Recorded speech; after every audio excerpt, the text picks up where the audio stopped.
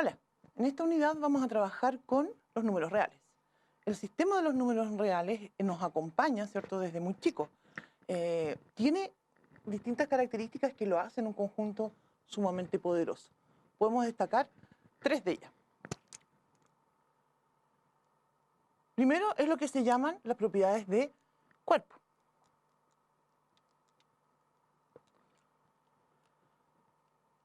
Segundo es lo que se llama el orden. ¿Se fijan? Y aquí uno recuerda, de chico, uno cuando empieza ya a conocer los números, siempre sabe cuál es mayor y cuál es menor. Nunca existe, ¿cierto?, un par de números que uno no los pueda ordenar. Y tercero, el concepto de completitud.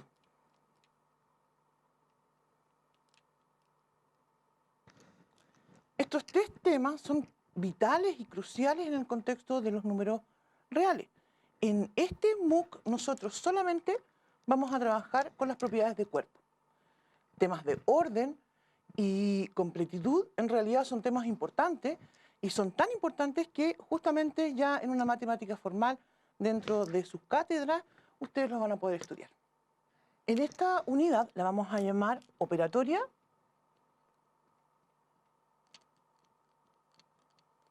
en los números reales.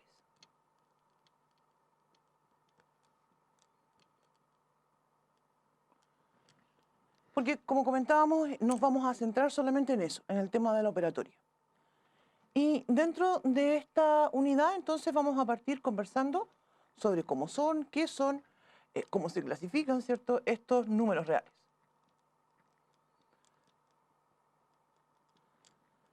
Después, ya propiamente tal, entonces, vamos a hablar justamente sobre estas propiedades de cuerpo.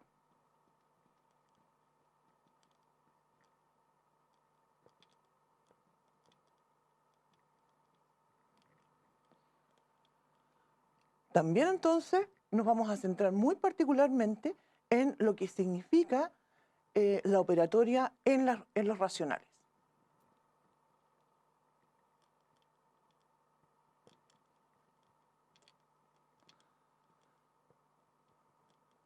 Y esto es porque justamente diría yo que en el contexto más común, a los estudiantes lo que más les cuesta es eso. Y es vital porque lo vamos a usar siempre. Así es que eso es algo que tenemos que abordar como un punto aparte y como algo donde vamos a dedicar un tiempo significativo a trabajar. Y finalmente, el tema de potencias y raíces.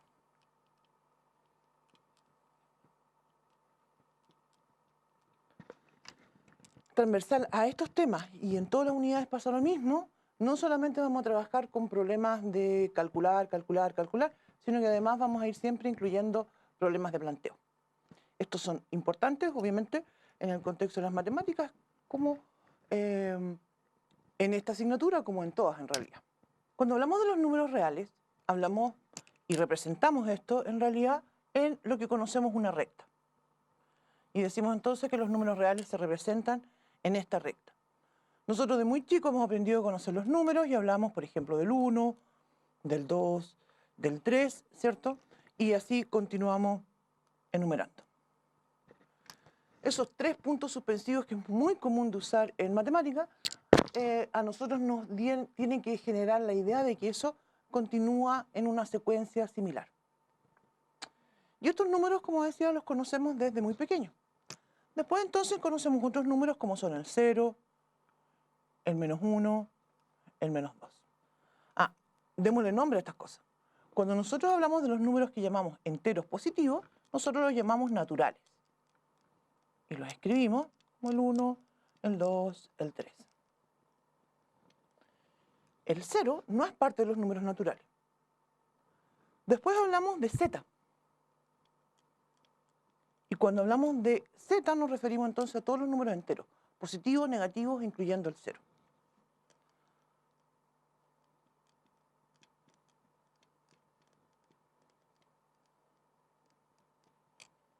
Se fijan en estos dos conjuntos que acabo de escribir, he usado paréntesis de llave, he usado los puntos suspensivos.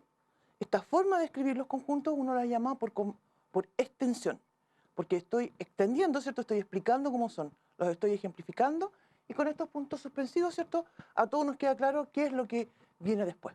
O en el caso de Z, también lo que viene antes. ¿Sí? Existe otro conjunto que nosotros también conocemos, que son los que se llaman los números racionales. Y es, por ejemplo, cuando empezamos ya a hablar de fracciones. Racionales, fracciones, quebrados incluso. Hay gente que los llama de esa forma. Y se refiere al conjunto de números que habla de cocientes entre números enteros. Algo que siempre sabemos nosotros es que no podemos dividir por cero. Así que esa opción siempre va afuera. Pero si ya ahora pensara en escribir al conjunto de los racionales usando esta misma lógica de extensión, sería increíblemente complicado, quizás a algunas personas no les quedaría claro. Por eso entonces, para conjuntos como los racionales, nosotros usamos otra forma de definir y que es por comprensión. Entonces lo escribo Q y voy a escribir entonces. Comprensión significa entonces que voy a escribir una fórmula. Y voy a escribir entonces P dividido en Q. Tal que P y Q son enteros, están en Z. Y como decía, el Q no puede ser igual a 0. Se fijan, igual que en el caso de la definición por extensión, uso estos paréntesis de llave, ¿cierto? Pero escribo una expresión analítica que nos indica de qué forma tienen los números racionales. ¿Sí? Y estos se denotan con la letra Q. Pero además de estos números racionales, existe otro conjunto que son los que se llaman irracionales. Y los irracionales comprenden justamente, como dice la palabra, los que no tienen una razón, los que no pueden escribirse en una forma racional. Y ahí entonces conocemos muchos. Conocemos, por ejemplo, a la raíz de 2. Creo que este fue uno de los primeros conocidos en nuestra historia de la humanidad. Tenemos al número pi, ¿cierto? Que lo conocemos de la geometría. Tenemos, por ejemplo, el número e, ¿cierto? Que es conocido, ¿cierto?, por Euler. Y todos esos números son lo que llamamos irracionales. Ahora, para definir los números irracionales, o para darles una letra, o como en el caso de n, z y q, yo debo de reconocer en realidad que no hay una notación universal. Yo los voy a denotar con la letra i. Y voy a decir entonces que los números irracionales van a comprender a los reales menos q.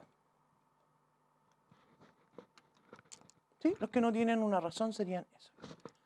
Y todos estos conjuntos, todos estos elementos, ¿cierto? Todos estos están sobre la recta numérica. Y esta comprende entonces a todo lo que se llama R. Más adelante vamos a ver algunos ejercicios, ¿cierto? Para comentar, ¿cierto? Ya después al final de la unidad, cuando trabajemos con temas de justamente de potencias y raíces, volver a comentar, ¿cierto? Algunos ejercicios sobre esto.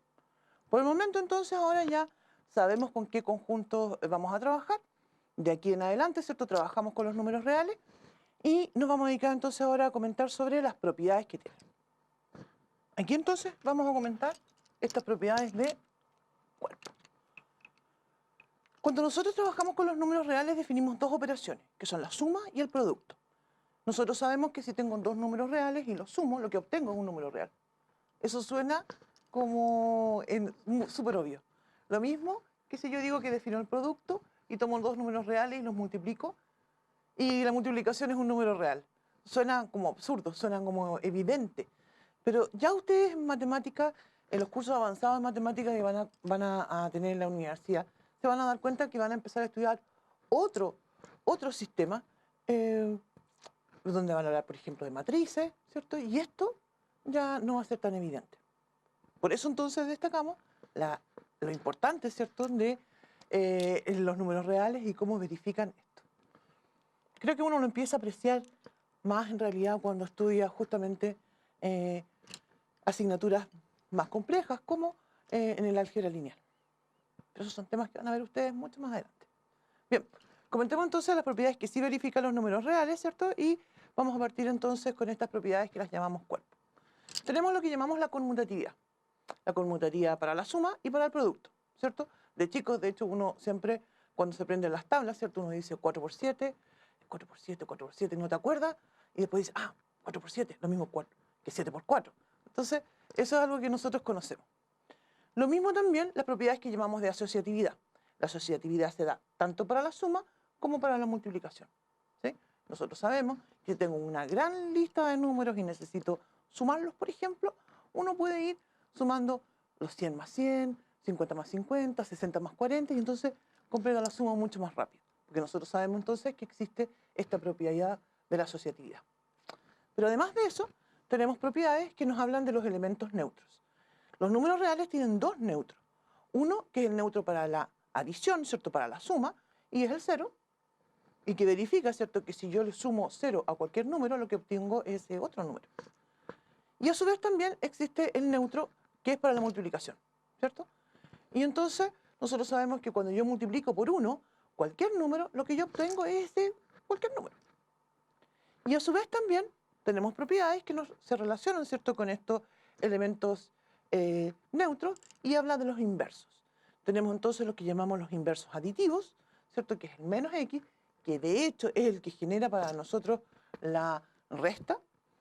Y digo entonces que cuando tengo x más y le sumo el menos x, lo que voy a obtener siempre es el 0. Y a su vez también tenemos lo que llamamos el inverso multiplicativo. Lo que sí, obviamente, tenemos que siempre considerar que todos los números reales van a tener inversos multiplicativos, excepto el 0. Y entonces voy a decir que aquí ese x elevado a menos 1 va a representar, ¿cierto?, a el inverso multiplicativo. Y cuando multiplico x por x elevado al menos 1, entonces lo que voy a tener es 1. A todo esto, estaba conversando yo con ustedes esto y estaba pensando, hay algo que no he comentado, y que son estos símbolos, ¿cierto?, que nosotros usamos en matemáticas y que llamamos cuantificadores, que son el existe y el para todo. Hay una hojita que vamos a dejar ahí en el MOOC y que les va a ayudar, ¿cierto?, a recordar, ¿cierto?, y entender cómo se utilizan estos símbolos. Y finalmente, la propiedad que estamos planteando acá, que es la que se llama la distributividad de la multiplicación respecto a la suma. Y se fijan ustedes, entonces la puedo distribuir, ¿cierto? Multiplico x por y, sumo x por z. Esas son entonces las propiedades que nosotros llamamos de cuerpo. Bien, entonces continuamos ahora con lo que conocemos como la operatoria de los números racionales. Como mencionaba, estamos hablando de números reales, tenemos la misma noción de lo que es una suma y lo que es el producto, pero como esto genera algunos problemas, ¿cierto?, en relación a la operatoria, queremos entonces estudiarlo de una forma bien pausada y vamos a centrar todos los ejercicios en esto, ¿ya?, en el tema de las fracciones. Ante todo, entonces, hay que tener bien en cuenta, ¿cierto?, y recordar que cuando tenemos una fracción, nosotros hablamos de un numerador y un denominador, ¿sí?